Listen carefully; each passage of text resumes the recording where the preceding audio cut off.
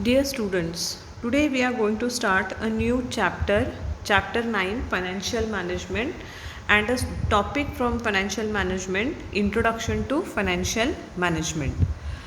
In last year, you have already studied a chapter from Business Studies, Sources of Business Finance. In that you have studied different sources based on short term, medium term as well as long term, based on different types with their advantages and disadvantages. So that particular chapter will really help you to understand much in detail financial management or business finance. Let us see the meaning of business.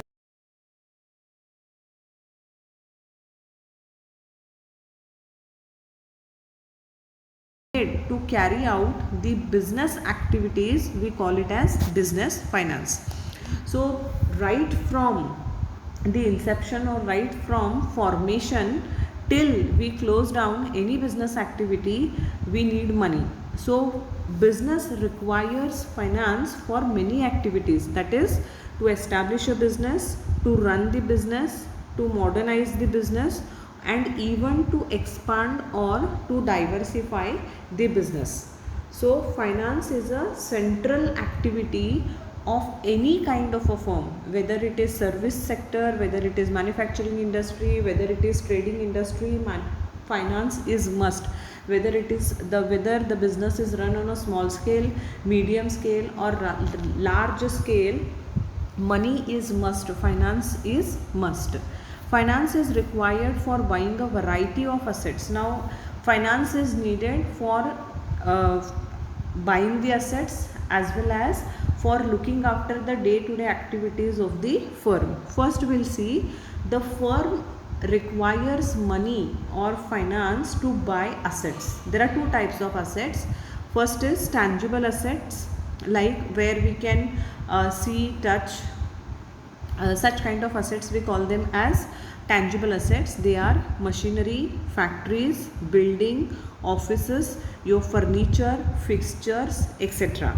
Intangible assets, they are creation of over and above the creation of your brain, like unique industrial designs, patents, trademarks, technical expertise, etc. We call them as intangible assets. So every business firm needs money.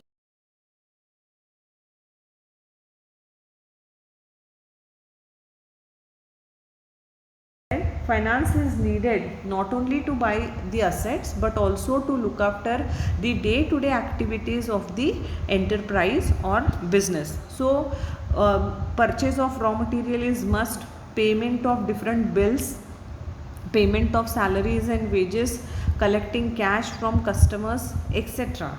So finance is not only needed to buy the assets but to look after the day-to-day expenses of the firm. The firm also requires money or finance. So availability of adequate finance is very crucial for the survival and growth of a business. So when business becomes successful, when they have adequate amount of funds, and there are people, there are institute who are ready to lend the money whenever the firm requires funds. So it is must, adequate availability, timely availability of funds is the biggest what we can say, it is the biggest advantage for a firm to survive and grow in the market. After knowing business finance, now we will move to the term financial management.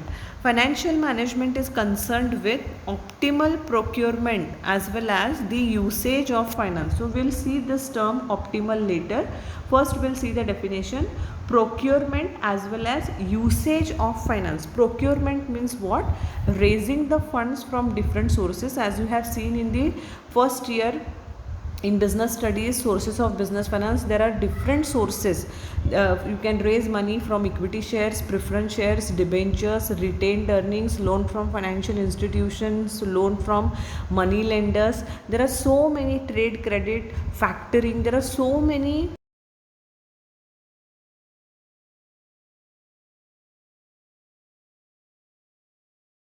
You can procure funds from different sources. Once you raise the funds, you utilize that fund for buying the assets, for payment of wages, salary, purchase of raw material, etc.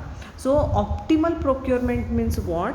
As a efficient financial manager, the financial manager procures the funds from those sources where the cost of procurement is less, or cost of that particular fund is less or optimal. That is why we call it as optimal procurement. For optimal procurement, different available sources of finance are identified and compared in terms of their cost and associated risk. So finance manager will find out the different sources. He calculates each source cost, and then he finds out the risk associated with the each source of finance. Financial management also aims at reducing the cost of funds procured, keeping the risk under control, and achieving effective deployment of such funds. So it is his duty to find out different sources, what is their cost, calculate the cost associated with it, with each fund, and then also find out the risk of such particular from wherever, whichever source the finance manager is going to raise. He finds out the risk associated with the each fund. It also aims at ensuring availability of enough funds whenever required, as well as avoiding idle funds. Obviously, suppose we'll take an example here. Suppose the firm needs,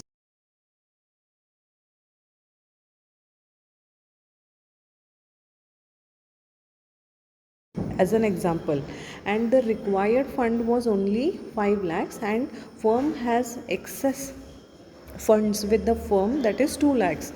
So those 2 lakhs are idle. On that idle fund, the finance manager or the firm needs to pay the interest. So whenever fund requirements are calculated, those fund requirements need to be calculated effectively, so that the finance manager can avoid idle funds with the firm.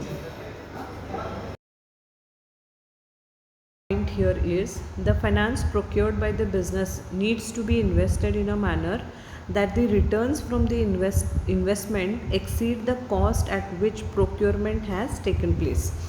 Means here whatever funds the business firm has procured, they need to be invest those procured funds in an efficient manner, so that whatever cost they are going to pay, like for example, if they have raised 5 lakhs money from the financial institution, or say from any bank, and the bank is charging them around 15% rate of interest, means their earning should be more than 15%. It means return on that particular investment what they have borrowed from the bank, it must be more than 15%. Now we will study the importance of financial management. The financial statements such as balance sheet and profit and loss account reflect a firm's financial position and its financial health. Whatever funds are raised by the firm, and that is procured funds, and their allocation, everything you will get to know from the financial statements of the firm, that is your balance sheet and profit and loss account. Balance sheet gives the financial position of the firm, and profit and loss account tells the expenses, the income of the firm, and whether the firm is earning net profit or loss. So indirectly or directly it reflects the financial position of the firm or its financial health. Almost all items in the financial statements of a business are affected directly or indirectly through,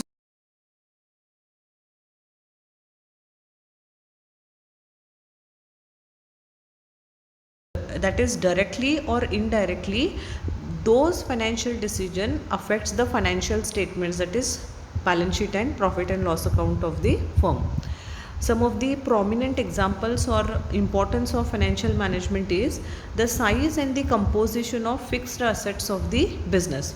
Means when they are raising the funds and when they are utilizing those raised funds, very carefully they have to compose their fixed assets, because once money is invested in fixed assets, it cannot be changed, or that decision cannot be changed over a period of years. Like for example, suppose if I am buying a two wheeler, means I am investing around 90 to 1 lakh rupees. It means it is a fixed investment decision made by me, and I have to use that two wheeler at least for few years. If I sell, I will not, suppose this week I buy a new vehicle and I don't like it and I want to sell it, I cannot do that, because I have invested quite a high amount in that particular two wheeler, which is my fixed asset. Same way, the size and the composition of fixed asset must be made by the finance manager very carefully, because it has impact for over a period of years. Here they have given one example. For example, a capital budgeting decision to invest a sum of 100 crores in fixed asset would raise the size of fixed assets. Obviously 100 crores is not a small amount, it is a big amount, where the firm has decided to invest it in a fixed asset. Such decisions we call them as capital budgeting decisions. It means 100 crore rupees.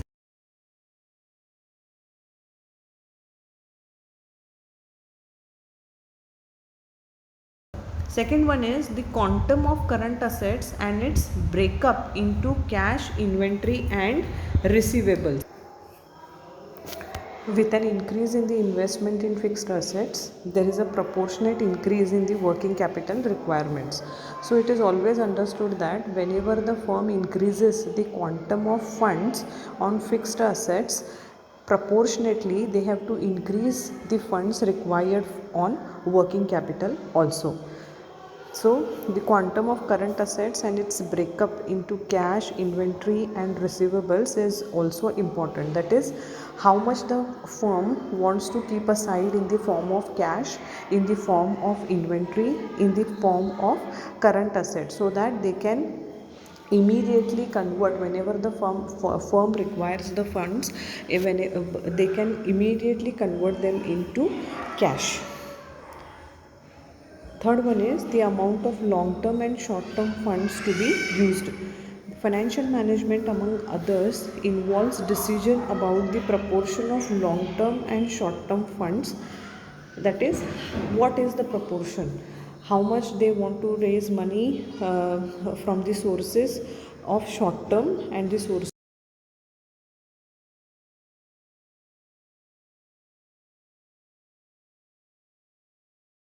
long term basis. There is a choice between liquidity and profitability. The underlying assumption here is that current liabilities cost less than long term liabilities. It means when you are raising funds for short term period, the cost of such short term period is less as compared to the long term funds which you raise for the firm. So deciding the amount, how much you are going to raise funds on the basis of long term and on the basis of short term. Next is breakup of long term financing into debt, equity, etc. So here also the firm has to decide the proportion of debt and equity. Debt is borrowed capital, equity is owned capital. So how much total requirement is 100%. So out of 100% funds, what is the proportion? Whether it is 50-50, that is 50 you are raising through debt capital and 50 you are raising through equity and preference. So proportion the firm has to decide. The amount of debts, equity share capital, preference share capital are affected by the financing decision, which is a part of financing management. Obviously here the finance manager will work out the composition of capital, which consists of debt capital, equity share capital, preference share capital, and any other source, that is loan from financial institution, public deposits, whatever might be the composition. That particular composition is also a part of capital financing decision of the firm. All items in the profit and loss account Example, interest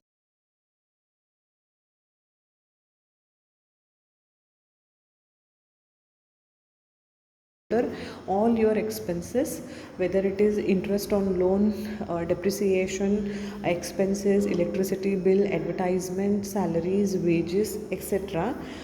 Similarly, use of higher equity may entail higher payment of dividend. So suppose if the firm is raising funds from financial institution, more funds are borrowed funds in the form of loan or in the form of debt capital. At that time, the firm need to pay higher rate of interest to the financial institution. Similarly, if the firm is going to raise the funds from equity share capital, then the firm has to make a payment in the form of dividend, that is return. What is the return on equity share capital? That is dividend. So here the firm, whatever decision is taken as a part of financing decision, it has some effect on profit and loss account. Thank you.